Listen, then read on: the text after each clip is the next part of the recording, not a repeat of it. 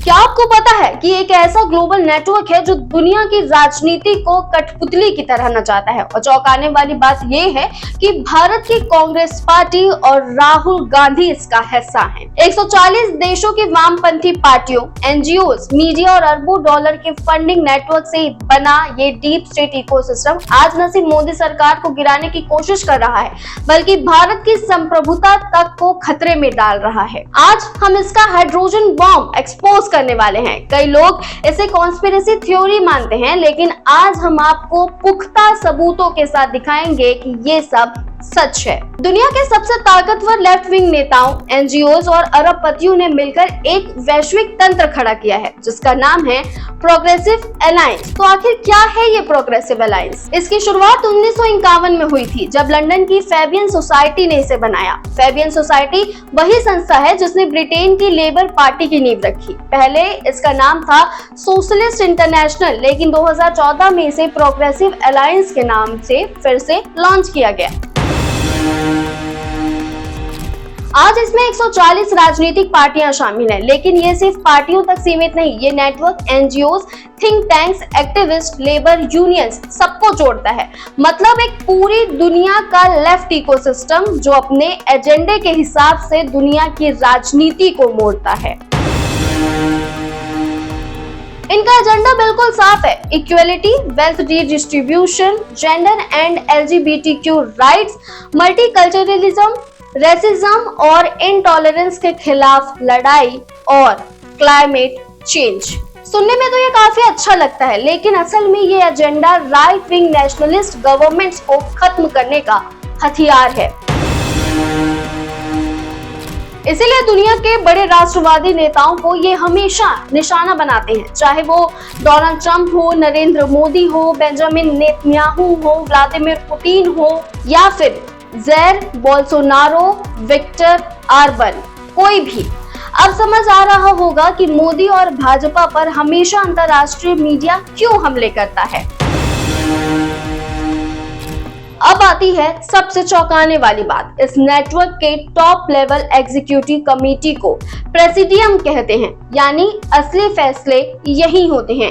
और इस प्रेसिडियम के एक सदस्य हैं राहुल गांधी। हाँ, आपने सही सुना, राहुल गांधी इस ग्लोबल डीप स्टेट के एग्जीक्यूटिव मेंबर हैं। 25 और 26 अप्रैल 2025 को हैदराबाद में इनकी गुप्त मीटिंग हुई। ये मीटिंग पहलगाम हमले के ठीक बाद हुई, जहां फार राइट पॉलिटिक्स को खत्म करने के लिए रिजोल्यूशन पास हुआ। इसमें बीजेपी और दक्षिणपंथी पार्टियों को काउंटर करने के लिए रणनीति तैयार की गई। तस्वीरें सामने आई हैं जो इस बात की गवाही दे रही हैं। तस्वीरें ये भी बता रही हैं कि कांग्रेस नेतृत्व और सोनिया गांधी की विदेशी ताकतों से 10 जनपथ में भी मुलाकात हुई। इसका मतलब साफ है, मोदी सरकार और भाजपा को रोकने की योजना। इस पूरे खेल का सबसे ताकतवर खिलाड़ी है यूएसए की डेमोक्रेटिक पार्टी। इस पार्टी के पास ओबामा, क्लिंटन और जो बाइडेन जैसे नेता हैं और इनके पीछे खड़ा है अरबपति जॉर्ज सोरोस। सोरोस की ओपन सोसाइटी फाउंडेशन ने भारत में मीडिया, एक्टिविस्ट और एनजीओज को फंडिंग देकर मोदी सरकार के खिलाफ माहौल तैयार किया है। मोदी पर अटैक, अडानी को निशाना बनाना और वोट चोरी कैंपेन, सब के पीछे यही नेटवर्क है। लेकिन सवाल आता है कि पैसे आते कहां से हैं? तो इसका जवाब है डेमोक्रेसी अलायंस। ये दुनिया के सबसे बड़े प्रोग्रेसिव डोनर्स का नेटवर्क है जो 2005 से अब तक $1 बिलियन यानी 8,000 करोड़ रुपए से ज्यादा का फंड दे चुका है। और इसका केंद्र बिंदु है जॉर्ज सोरोस।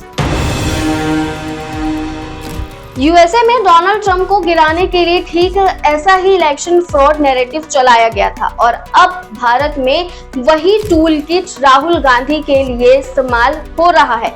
इस कैंपेन का मास्टरमाइंड है अलेक्जेंडर सोरोस, वही जो अभी राहुल गांधी के लिए अगला हाइड्रोजन बम यानी नया एजेंडा तैयार कर रहा है। इस डीप स्टेट की जड़ें फैबियन सोसाइटी तक जाती है, जिसकी स्थापना 1884 में ब्रिटेन में हुई। अगले ही साल 1885 में कांग्रेस पार्टी की स्थापना अंग्रेजों ने की। एनी बेसेंट जो कांग्रेस की प्रेसिडेंट भी रही, वो फैबियन सोसाइटी की संस्थापक सदस्य थी। 1945 से लेकर 1950 में ब्रिटेन में फैबियन सरकार थी। इसी दौरान क्लेमेंट एटली जो फैबियन सदस्य थे, उन्होंने भारत का सत्ता हस्तांतरण नेहरू और जिन्ना को किया। सोचिए, क्या ब्रिटिशर्स सच में भारत छोड़कर गए या 18 मई 2014 तक वो कांग्रेस के जरिए भारत पर अप्रत्यक्ष रूप से शासन कर रहे थे। ये नेटवर्क केवल राजनीति नहीं बल्कि भारत की संप्रभुता को भी खतरे में डाल रहा है, क्योंकि जब कांग्रेस सत्ता में आती है तो उसे प्रोग्रेसिव अलायंस का एजेंडा आगे बढ़ाना पड़ता है। LGBTQ agenda, wealth redistribution, multiculturalism. असल सवाल ये है कि क्या कांग्रेस के राज में भारत एक स्वतंत्र राष्ट्र रह पाएगा? अब जब आपको पूरी कहानी पता चल चुकी है तो ये बात हम आप पर छोड़ते हैं। क्या ये केवल राजनीति है या राष्ट्र को कमजोर करने की अंतर्राष्ट्रीय साजिश? अपने विचार हमें कमेंट्स में जरूर बताइए। वीडियो को शेयर करें ताकि और भी लोग इस सच को जान सके।